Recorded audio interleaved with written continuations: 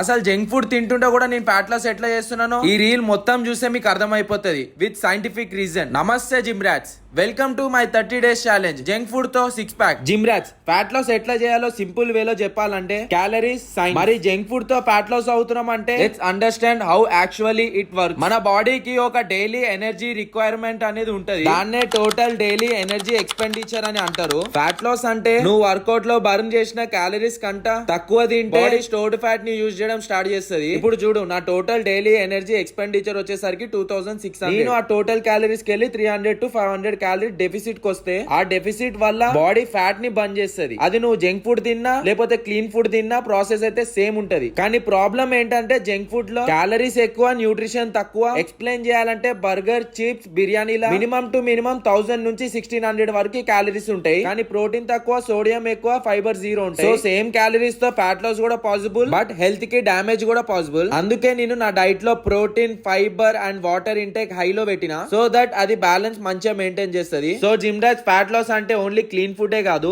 It's all about calorie balance. మన goal బాడీని calorie deficit లో పెట్టడం. క్లీన్ ఫుడ్ లేకపోయినా fat loss is possible if you plan properly. నేను ఇప్పుడు జంక్ ఫుడ్ హెల్తీ అంటలేను, బట్ నేను చూపించాలనుకుంటున్న ఒక సైంటిఫిక్ వేలో పోతే అండ్ దాంతో పాటు డిసిప్లిన్ అండ్ కన్సిస్టెంట్ తో కూడా ఉంటే ఫ్యాట్ లాస్ అబ్సల్యూట్లీ పాసిబుల్. సరే, మళ్ళీ ఈ వీడియో కిందే పోయొస్తా.